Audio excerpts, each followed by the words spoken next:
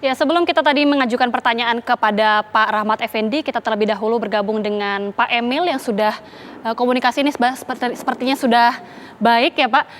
Kita ingin menanyakan Baik, ya. bagaimana mengenai kesiapan rumah sakit di Jawa Timur. Kita tahu RSUD Dr. Sutomo ini juga sama kondisinya begitu mengkhawatirkan. Apa kemudian langkah yang dilakukan Jawa Timur sendiri untuk mengantisipasi? Apakah mungkin menyiapkan lokasi-lokasi lain seperti Wisma ataupun rusun untuk menampung pasien COVID-19, Pak? Saya baru dari rumah sakit di Madiun. Rumah sakit Sudono adalah rumah sakit yang dikelola oleh pemerintah provinsi dan rumah sakit lapangan, rumah sakit yang khusus didirikan untuk menangani pasien COVID. Nah, memang betul hari ini sudah penuh. Ada 24 pasien tadi yang nunggu di luar dari rumah sakit tadi. Sedang disiapkan tambahan 16 bed lagi. Tetapi kita juga sadar pas lihat loh kok di rumah sakit kabupaten bed occupancy ratio-nya di kisaran di bawah 60%. Kami langsung kontak Pak Bupati, kita koordinasi. Lalu di rumah sakit lapangan yang di Madiun kami cek dari mana pasiennya. Ada yang dari Lamongan, dari Mojokerto. Loh kok malah bukan yang dekat-dekat dari wilayah Madiun Raya. Ini kayaknya belum cross-check kepada Bupati, Wali Kota masing-masing. Kami cek Wali Kota, loh kita masih ada bed walaupun sudah 80% okupansinya.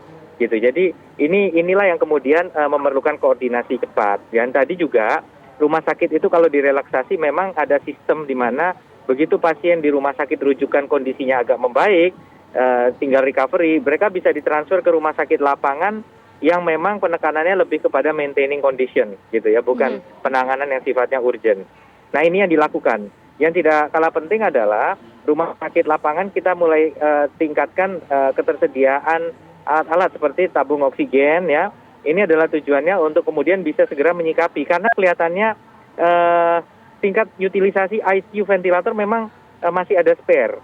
Tetapi banyak yang mengeluhkan gejala desaturasi oksigen dan sebagainya. Artinya saat ini memang banyak rumah sakit, banyak pasien yang mungkin gejalanya relatif ringan hingga sedang lebih terasa dibandingkan mungkin di awal tahun lalu. Baru hari ini kita melebihi angka dari awal tahun 2021 kemarin. Kita punya lebih dari 1.200 kasus hari ini. Tapi keterisian bed jauh lebih cepat dibandingkan awal tahun. Padahal kita sudah nambah lebih dari 1.000 bed. Nah, ini menunjukkan bahwa memang karena banyak bergejala. Nah, khusus Sutomo sedang mengembangkan gedung parkir dikonversi, bukan parkiran terbuka, tapi gedung parkir dikonversi menjadi tempat rawat untuk 200 pasien. Oke. Sudah banyak berarti upaya yang dilakukan dari Pemprov Jawa Timur sendiri untuk menyiapkan sejumlah fasilitas kesehatan. Lantas bagaimana dengan kesiapan tenaga medisnya, Pak? Apabila ini sudah diperbanyak, kesiapan nakes sendiri seperti apa? Ya, mau tidak mau memang sekarang kita utilisasinya harus betul-betul maksimal. Artinya memang rasio tenaga kesehatan terhadap pasien meningkat ini. Itulah sebabnya memang perlu pembedaan antara pasien-pasien yang gejala ringan, gejala sedang, ini harus diklasifikasi supaya lebih memudahkan bagi perawat untuk bisa memberi atensi gitu. Jadi kita memang tidak yang betul sekali situasi sekarang ini, makanya kita memahami pemerintah mengambil langkah yang lebih ketat karena memang tidak nambah tempat tidur kayak di rumah sakit lapangan di Malang dikunjungi, mereka bisa nambah tempat tidur diganti yang susun sehingga bisa nambah. Tapi kan tenaga kesehatan nggak bisa ditambah begitu saja. Oke, kita ke Pak Rahmat Effendi. Pak Effendi, kita melihat bahwa angka kasus COVID-19 ini semakin bertambah dan kita tahu pemerintah pusat kemudian sudah mulai mengambil langkah tegas pemberlakuan PPKM darurat yang akan diberlakukan beberapa hari lagi. Namun satu sisi kita melihat juga ada konsekuensinya, yaitu akan berdampak pada ekonomi, terutama para pekerja yang di sektor informal. Seperti apa kemudian upaya dari Pemkot Bekasi sendiri, Pak? Apakah kemudian akan memberikan bantuan ataupun insentif? Ada upaya seperti itu? Ya, kalau dari aspek masyarakat yang ada, kami kan sekarang menetapkan posko di tingkat RW. Jadi kami punya posko 1018 posko di tingkat RW dalam rangka antisipasi terhadap kejadian kasus positif yang ada di hulu. Makanya dari sejak itu kita udah bisa memilah, ya. Yang kedua, dari aspek ekonomi kita juga memberikan insentif, semisal pajak pembangunan, ya. Kita kasih diskon 15%, 25%, sampai dengan beberapa kemudian kita kasih keleluasaan untuk melakukan proses pembayaran terhadap pajak atau retribusi yang ada di Kota Bekasi. Jadi memang ini berat dari aspek ekonomi, laju pertumbuhan kita pasti turun lagi. Tetapi kita juga tidak mau kecolongan pada proses bagaimana kita pengendalian COVID yang ada. Nah oleh karena itu metode yang kita lakukan adalah sekarang kita mengurai yang di hulu itu. Nah ternyata dari sejak tanggal 22 kita tetapkan itu angka tertinggi kemarin. Ada hampir 73 angka kematian di Kota Bekasi. Nah hari ini udah mulai turun. Mudah-mudahan sampai dengan tanggal 2 Juli ini kasus ini turun sehingga kita sudah bisa melihat hasilnya. Kalaupun terjadi sesuatu yang luar biasa di luar dari prediksi dan perhitungan kita tentunya sudah 2 langkah ke depan. Pertama sudah melakukan kegiatan antisipasi terhadap PPKM mikro darurat di tingkat RW dalam satu keluarga. Nah yang kedua tentunya dari kegiatan-kegiatan nakes infrastruktur yang ada kita juga sudah siapkan. Ya buktinya dengan adanya IGD triase itu adalah dalam rangka memilah dari rumah sakit satu ke rumah sakit lainnya. Dan mudah-mudahan ini akan mengurai dan terurai kejadian-kejadian luar biasa yang terus kita antisipasi dalam rangka pengendalian ini, Mbak Gita. Baik, pertanyaan yang sama untuk Pak Emil. Dampak dari PPKM darurat ini ekonomi warga tentunya akan lebih tertekan. Apakah ada kompensasi yang diberikan nantinya? Ya, sebenarnya program-program yang diarahkan selama beberapa bulan terakhir diarahkan kepada stimulus ekonomi kepada pelaku usaha kecil. Ya, baik dari pusat, kita di provinsi juga kemarin memberikan bantuan kepada desa, 150 desa mandiri masing-masing dapat 100 juta untuk menggerakkan ekonominya. Stimulus-stimulus ini kami harapkan bisa juga menjadi jawaban. Tentunya masyarakat yang paling rentan sampai hari ini penerima BPNT, kita juga di program provinsi ada PKH Plus untuk lansia, untuk kepala rumah tangga perempuan, melalui pemberdayaan usaha perempuan itu masih jalan terus. Ini tujuannya agar yang paling rawan ini juga tetap terjaga.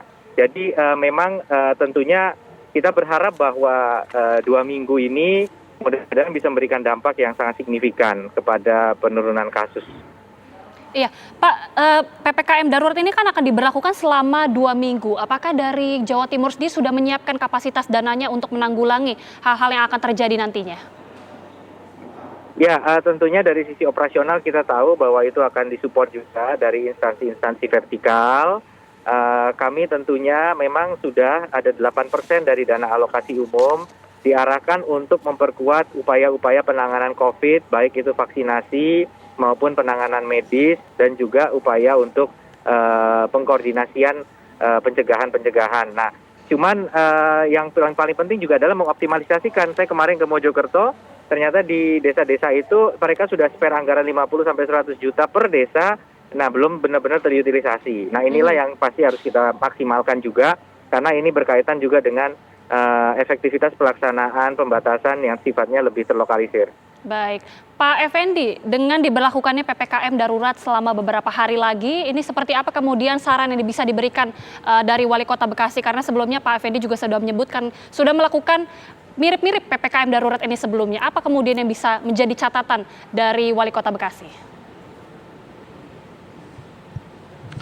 Ya, yang pertama adalah dengan PPKM mikro berskala darurat ini, kita mengajak kepada ketua RT, ketua RW, dan komponen lainnya, termasuk Babin Kamtibmas, Babinsa, unsur Muspika, Puskesmas, untuk sama-sama 4 pilar sampai dengan ke tingkat RT itu memilah dan mengingatkan bahwa sekarang ini dengan varian dan pandemi yang ada sekarang ini adalah perlu antisipasi, perlu kehati-hatian. Oleh karena itu, apa yang disampaikan oleh Pak Presiden apabila tidak ada sesuatu yang luar biasa cukup di rumah saja, ini juga menjadi bagian yang sangat penting. Yang kedua, hoar-hoar itu juga masih dibutuhkan, terutama bagaimana menghindari kerumunan-kerumunan yang ada. Karena dengan itu tentunya akan mengingatkan kepada warga masyarakat kita. Ya, yang ketiga tadi itu adalah bagaimana menggunakan masker untuk keselamatan kita dan masker untuk keselamatan semua. Nah, mudah-mudahan dengan apa yang kita lakukan ini, tentunya kita di 2 minggu ke depan, saya sih berharap 2 minggu ke depan terus terjadi penurunan. Ini pun juga harus bersama dengan tentunya daerah-daerah yang berinteraksi, bertransmisi dengan Kota Bekasi, dengan Pak Wagub DKI, dengan Pak Gubernur DKI, dengan tetangga-tetangga di Jawa Barat, Kabupaten Bekasi, Depok, Bogor, ya. Supaya apa? Supaya kita punya kesamaan.